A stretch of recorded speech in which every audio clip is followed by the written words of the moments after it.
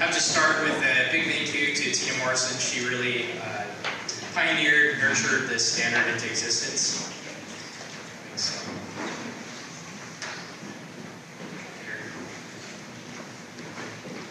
Okay, so I'm going to try my best in her absence to convey some of her enthusiasm for computational modeling mixed with some of my own ideas. And as you know, we're here blocking you and stand between you and lunch. So I'm going to start with a little bit of levity, try to wake everyone up again.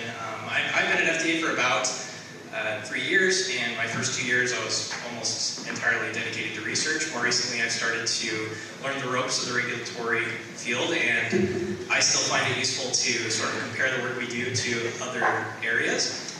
And we talk a lot about evidence and weighing the evidence. So it's led me to this analogy that's useful to some extent, may make you twitch a bit too. So I'm here to tell you at the FDA your devices and simulations are on trial in a certain sense, but in a good way. You're going to see three mugshots here. First, people. Well, in the criminal justice system, we have this thing called the presumption of innocence. People are innocent until proven guilty. Now we have your devices on the mugshot here. Are your devices innocent until proven guilty? In a certain sense, they are guilty until proven innocent. I really have to qualify this statement. I get in a lot of trouble. You notice I had to take the FDA logo off this slide. So they're guilty in the sense that devices are unmarketable until proven marketable through some type of pre-market review process, either by demonstrating substantial equivalence or a reasonable assurance of safety and effectiveness. Once that has been done, you can save lives and make money. Simulations, of course, feed into this pre-market review process, and they can provide supporting evidence.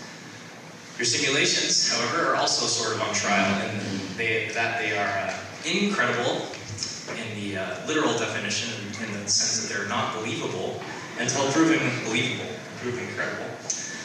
Big hanging question that has been discussed in the community for some time surrounding this development of the standard is how do we assess credibility of the models.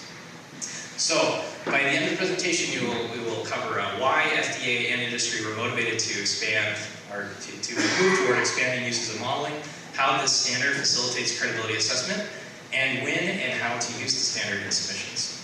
Starting with the why. Taking a big step back, FDA has a broad mission to protect and promote public health, and as well to facilitate innovation. These are both very important objectives. They sort of have a bit of a push and pull between the two as well. CDRH, we have thousands of employees' devices and submissions. Ratio, at least on this data, between devices and employees is about 100 to 1, so you can imagine there's a lot going on. And I come from the Office of Science and Engineering Laboratories, where, among other things, we do durability research. There's also Jason Weaver here from this office. And part of our job is to provide consults on pre-market submissions, which we mentioned earlier a little bit about this idea of evidence that you need to provide to pass pre-market review. This evidence can come from a number of sources. You have animal testing, bench testing, clinical trial data, and evidence from a computational model, which can be thought of as a sort of digital evidence. And when all these evidence streams merge in some fashion with some weighting, which is all very application specific, you end up reaching a point where you can have pre-market approval. Our hypothesis that's really been motivating all the work we've been doing at FDA with regards to modeling is sort of as follows here, that currently digital evidence or evidence from computer models only takes up a real small portion of the pie with regards to the evidence we see in pre-market review. And our idea is if we can leverage this computational evidence in an appropriate fashion in using credible models, or models that are credible, proportional to the risk associated with their use, that we can reduce the time to market, reduce the costs associated with device development and testing, and ultimately develop safer devices and expose patients to less risk. So if our vision of the future is correct, then this is sort of why we're motivated to use modeling more. Next is, what is the standard and how does it assist in this journey to assessing credibility? Just a quick review of terms that you're definitely familiar with, but that have a little bit of overloaded meanings depending on where you're approaching these terms. So there's verification validation can be applied to design. V&V, there's process V&V, software V&V. We're talking about simulation, verification, and validation. And in this context, verification really means, are you solving the equations that you think you are? And, you know, it doesn't take much in coding errors to end up solving different equations. You maybe have some extra terms hanging out there. Validation is then comparing your math model to your physical reality. Every math model will have built in a number of approximations, and validation helps quantify those by taking real experimental observations and comparing them to computational predictions. And then I'm just going to skip the credibility, which is focused on this idea that we can build, measure the trust we have in our model based on the available evidence. Which brings us to a question that's important for our community. What is the evidentiary bar for computational modeling? Anybody have any guesses? If you're familiar with FDA, you probably already know the answer. We have a little guy here with the standard, and the answer is, it depends. The V&V 40 standard is accompanied by a number of other standards in the V&V committee at ASME. These have been developed over the last couple of decades. Of interest to the group here today is especially the V&V 10 and 10.1 standards dedicated to solid mechanics. And the V&V 40 was just published last fall. This was again led by Tina Morrison, as well as other collaborators at FDA and many of you in the room, your companies at least. So big thanks to you all. And the standard is once again founded on this idea of credibility. And the focus of the standard is how to decide how much evidence you need to collect for your particular use of computational modeling. The how-to with regards to performing simulation, verification, and validation is much more covered in the other standards, the 10 and the 20. And the way that the standard facilitates credibility assessment is through a number of what are called credibility factors. There are 13 primary factors that fall into different buckets here. We have verification, validation, applicability, and there's also some sub-factors. I'm just going to talk about two briefly as they apply to durability. So first, discretization here. When we're talking about durability assessment, usually we're using models, FEA models, to predict a peak value, and it's given its association to crack initiation, so either peak stress or peak strain. So for those of you who do FEA, I have a question here. This is just an example that I was able to pull together from some data we had. So let's say you have two devices that are both laser cut. They have a cross-section similar to what you see in the upper right-hand corner. They're both given the same mesh, the same element type. What do you think will be the numerical error associated with the FEA predictions? They're 8x8 mesh, C3D8I elements.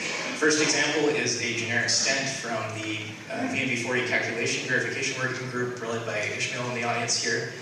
And this is a crimping study where we predict the peak crimp strain. On the right, we have some sort of an infamous device based on Dr. Kuo's talk, the Mikela filter, and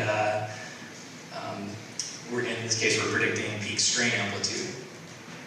So you have a little bit of time to think about it. Here's results from a rigorous mesh refinement study. So we can use, by performing simulations with multiple mesh sizes, we can quantify the numerical error pretty rigorously and come up with an estimate of that error. So starting at the far left, we're very coarse mesh, and as we move to the right, we get closer to this asymptotic value. In this case, the percent error is about 6%, so maybe that's not too bad with an 8x8 mesh. On the other hand, the Mikela filter has much higher straining gradients, and that's in part due to the stiffness associated with the hub.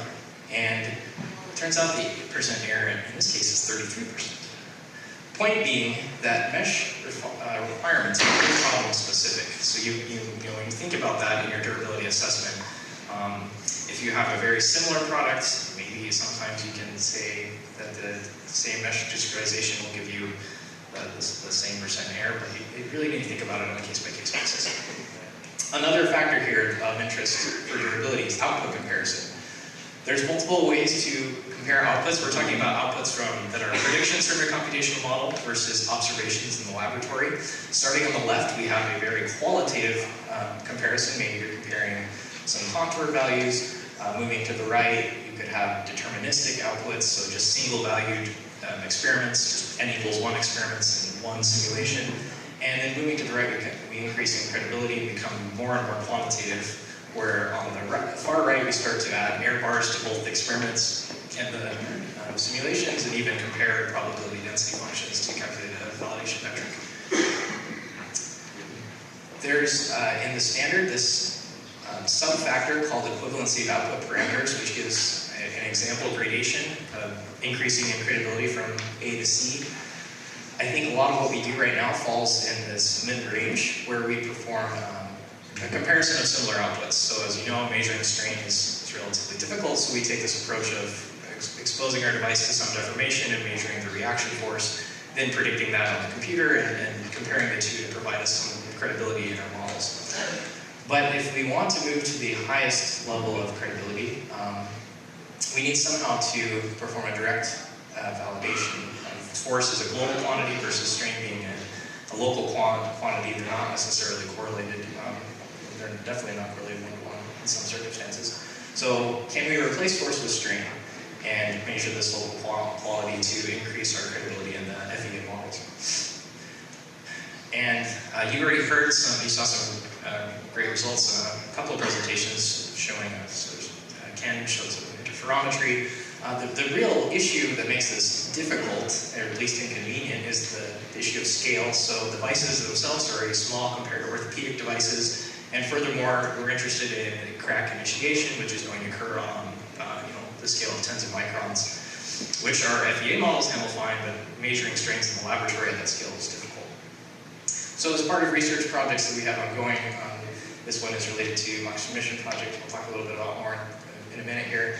But we've been performing full field characterization using microscale digital image correlation, and you can see a little video here playing of a beam in bending, and there's some strain localization apparent here too in the bands that initiate from the area of peak strain. So this is an opening up a new possibility for more credible predictions of strain. I don't know whether those predictions of strain exactly correspond to predictions of durability is a continuing area for us to explore. And you'll hear more about DAC in the coming days, so I'm going to put a plug here for a couple of talks, and I believe me will also be talking a little bit about DAC. Next, finally, when and how should we use the standards? So the standard provides a nice flowchart here, walking you through the steps. First, you just state a question of interest that you want to answer with modeling. This could be something like, will the device have the desired fatigue life? Then you define the context of use. So how will you use modeling to answer that question? You determine model risk. This is the risk associated with making a decision based on bad predictions from your model. And finally, establish goals based on that risk.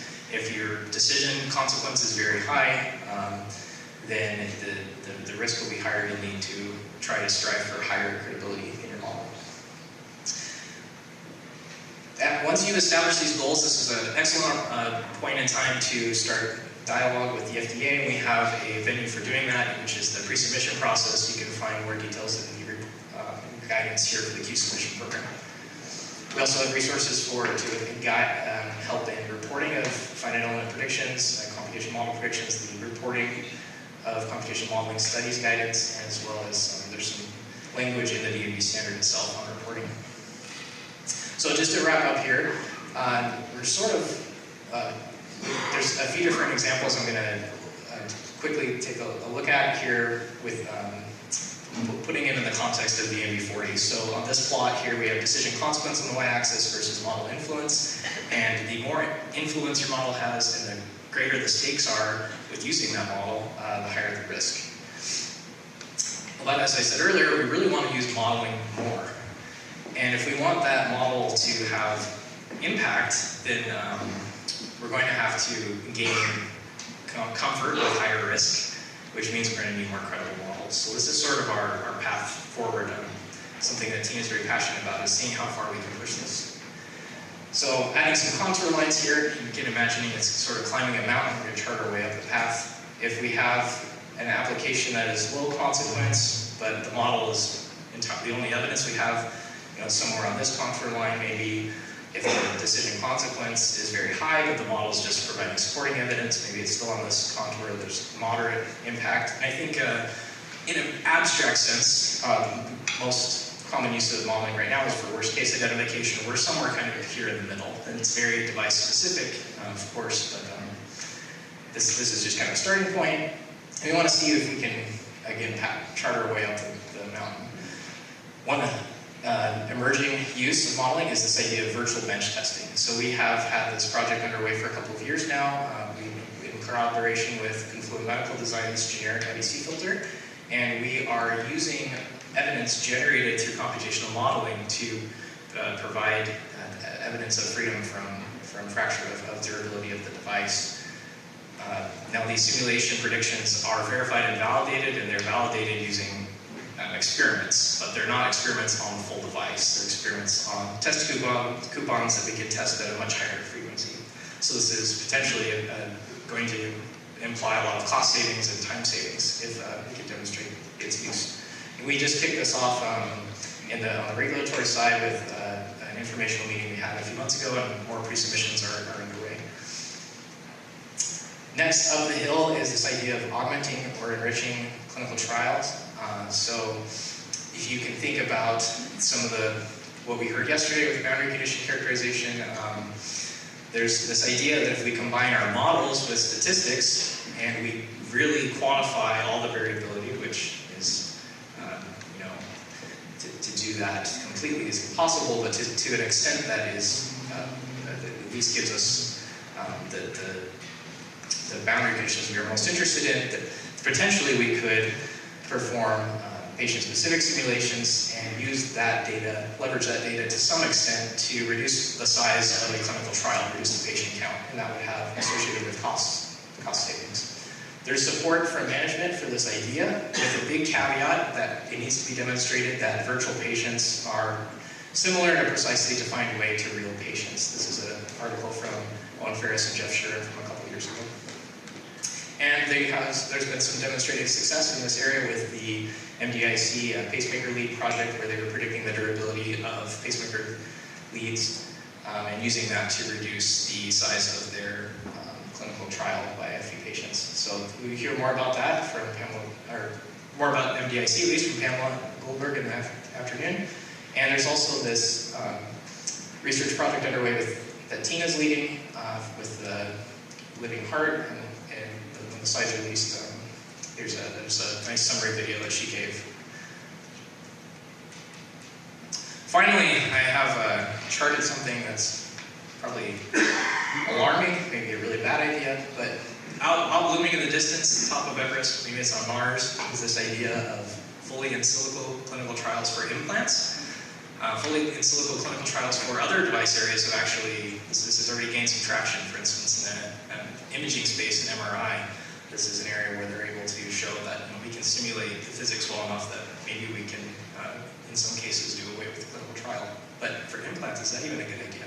Just want to end with a kind of hopefully inspirational thought.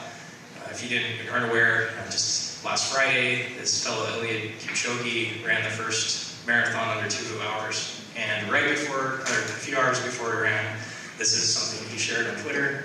I don't know where the limits are, but I would like to go there. It's a really humble thought coming from this fellow. And similarly, I think we can embrace this idea that, we don't know what we can do with computational modeling yet. The science will continue to evolve, and we can do more than we probably anticipate we can do in 10 years. But let's continue on the path. With that, I'm opening any questions. Thanks.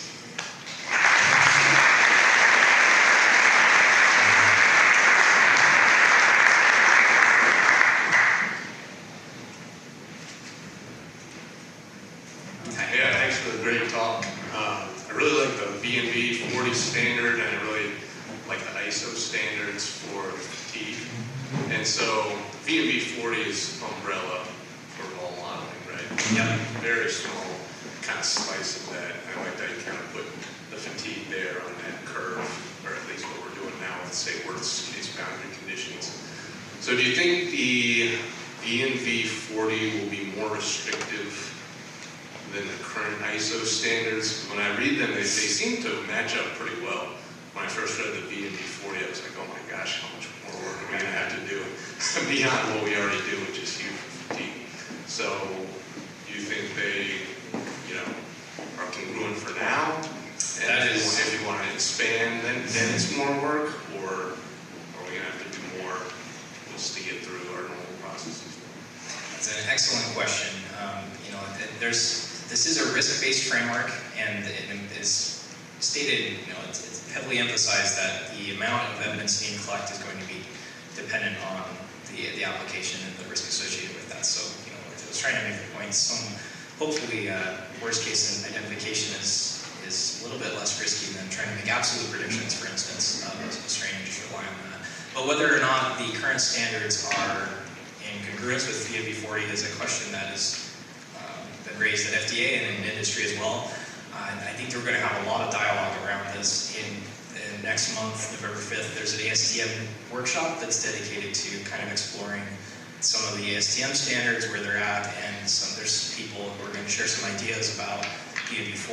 and how that could influence future revisions to those standards. Maybe not change the evidentiary bar necessarily, but put things in a common language. So that's what I know at this point, and it'll be really good to look forward and see how things change. Thanks. Well, I enjoyed your talk very much, and I hate to be a Luddite, but I spent the last day and a half hearing that we're going to make 3D printed implants, and now we're going to have virtual bench testing and virtual trials.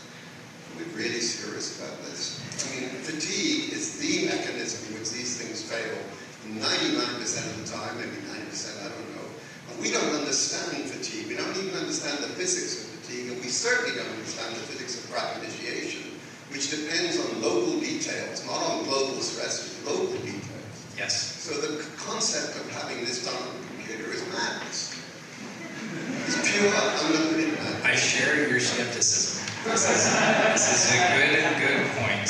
I think we need to, we need to consider that there's opportunity here to do better than we're doing. I think that's the point. That models can be improved, and we already leverage them.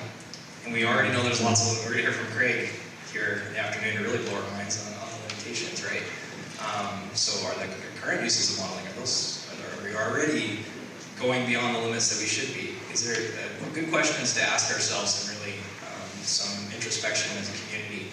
But I really love Tina's enthusiasm for modeling, because she has, if we want to push things farther, if we do want to reduce the failures that we see, we're going to have to try things that are new.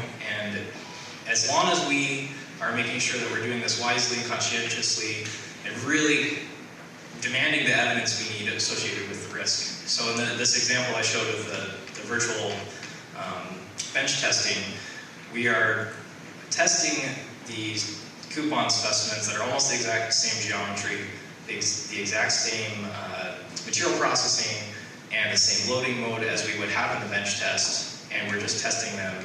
They have shorter struts, and so we're testing them faster. So it's kind of like we're cheating a little bit, in that we are, it's a relatively simple case that allows us to leverage and combine computational and experimental data, but it's as long as we are conscientious, I think, of the potential risks, then we can improve and use modeling more. Any other questions?